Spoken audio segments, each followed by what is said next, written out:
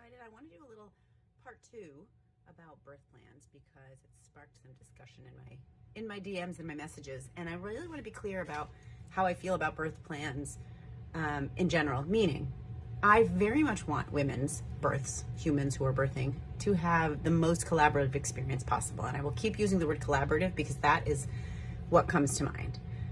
I think the modern notion of birth plans has not achieved that. Now, there might be those of you out there who say, no, I had my birth plan and it worked perfectly and everyone listened and it worked. Great. Just like, I planned my, let's just say it was a wedding or a trip or whatever plan you have. Sometimes it goes off exactly as you thought without a hitch. And other times, and I would argue many other times, it doesn't go off as you planned.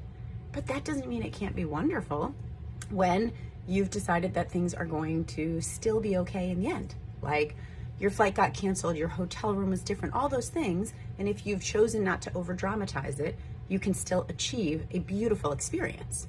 Now you might say, okay, well, what's the difference? Let me just do a birth plan just like I would do a wedding plan or a trip.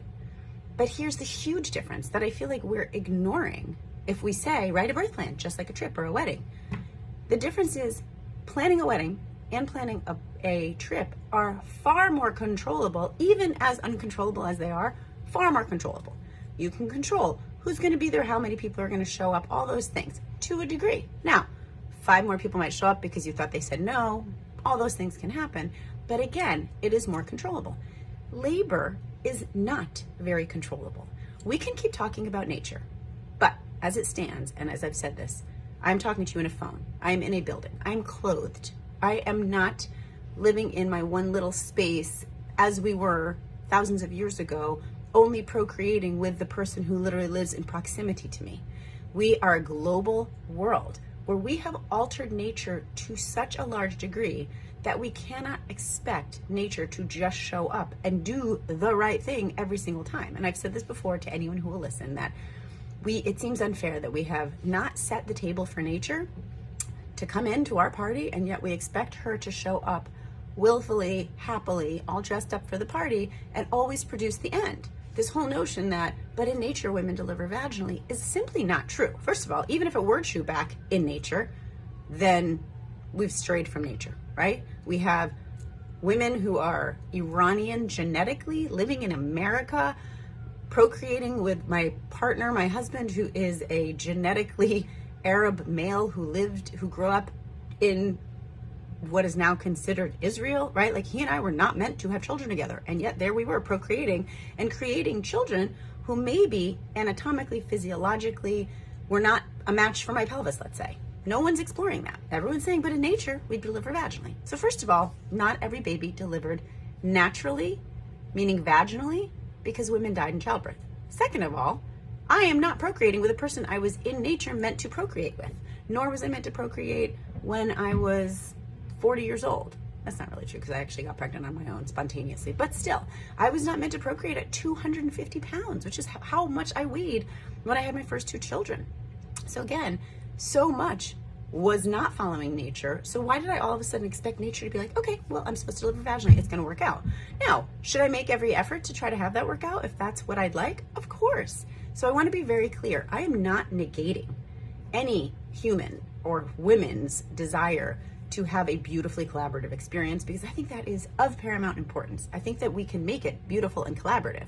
But the huge difference in my vision for you as a woman, and I think many women who have experienced it with me will agree, my vision does not mean therefore it has to be vaginal, therefore it has to be without an epidural, therefore it has to be, there's no set endpoint other than the endpoint being, let us make sure that we are constantly communicating, and I don't mean constantly every minute, but throughout the process of your pregnancy and your labor, we are communicating so we understand each other, so that when an outcome occurs, we can respond appropriately to it, so that our ultimate outcome is that you and the baby are healthy. Now, does that always mean vaginally? It doesn't. And if you always set your sight in your birth plan as that, then unfortunately a large percentage will be disappointed and they won't be able to experience the beauty of a truly collaborative birth. I have had patients with amazing births, self-reported. This is not my interpretation of them. They have self-reported to me that it felt beautiful and collaborative, despite pushing for 4 hours and then ending up with a C-section, pushing for 5 hours and having a vacuum, having such a rapid delivery that they didn't have time to do anything on their plan, all varieties of births. So what I would offer is that this notion of birth plan that probably came about in a time where people did feel very disenfranchised from medicine, which I understand, and they probably still do. And I would say it's partially the fault of doctors, partially the fault of the system, partially the fault of the rise in information that confuses us. There's so many factors, I think, involved. But in an effort to try to kind of take back control, the notion of a birth plan has come about. Now, in reality, it also was in an effort to, I thought, create more collaboration. But in fact, what it's become is a very contractual document, right? A piece of paper where someone comes and says, this is my birth plan.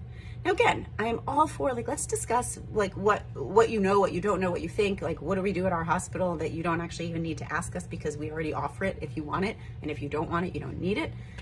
So to me, that's valuable. You should talk about that with your doctor and nurse and your midwives, because there might be a lot of things you don't even need to put in your plan. I, again, like many of us, would rather it be discussed as preferences. Like, in a perfect world, I'd like to have this happen, but I understand that this might happen. And I think the more you view it as such, just like life, I always say it's a little parable for life, right? I'd like my life to look in a certain way. And I manifest and I visualize all the time, while knowing that the underlying likelihood is that things are not going to go according to my plan at every step, but that my end result is going to be beautiful and happy. And my end result, by the way, might not even be what I envisioned. Maybe I envisioned myself that I was going to be, again, a jewelry designer at age 60, and instead I'm a doctor at age 51, right? I mean, it might not be, but I can still be happy because I have collaborated with myself and those things in my life. So again, to anyone who thinks that I'm saying, don't have a birth plan and just listen to your doctor, I'm not actually saying that. I don't necessarily say blindly follow. Much like my teachers, I use this as an example all the time, my children's teachers, I do not blindly follow what they say, regardless of what they're doing. But I generally trust them and have faith that they are doing the right thing for my child and that we have the same end result in mind. And the route with which they take that, I do not micromanage because I do not know how to teach. That is why I assign the teachers to teach my children, because I know what I am good at, which is not teaching, right? And so because of that, it doesn't mean blindly follow them, but it means if I try to micromanage and say to them, here's my plan for my child, and what I just need is actually for you to implement my plan. I don't really need your expertise, I just need you to implement my plan. And by the way, yes, I guess if my plan goes off a little bit, then like you can step in, but I'm going to question when you step in every single time. And when you do step in, I'm not necessarily going to agree with it, even though you've actually done this and I think you have my child's best interest at heart, but I'm not really sure if you do, so I'm just going to step in. That is not going to create a collaborative experience. And so my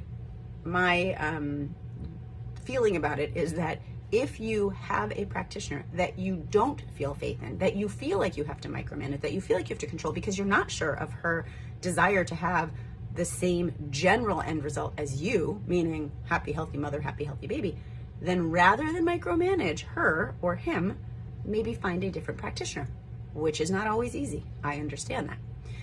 But I think the worst way to go about the relationship is to try to micromanage. I don't think that ever ends up well. And I will tell you that patient after patient after patient who have the best experiences are those who felt that they had a collaborative practitioner. And that did not mean, oh my God, she followed my birth plan. It meant she and I discussed things and I felt heard and she felt heard. She meaning me as a practitioner, because this is a two-way street. We're not just servants showing up to just do whatever the patient needs. This is what I have to do all day, every day. I have to live with myself all day, every day, knowing that I have tried to do the right thing and that I've had as good outcomes as I could possibly achieve. And furthermore, that I have emotionally engaged with my patients. So this is a two-way street. So that's a long-winded birth plan discussion on a Monday morning. Hope that makes sense. Bye.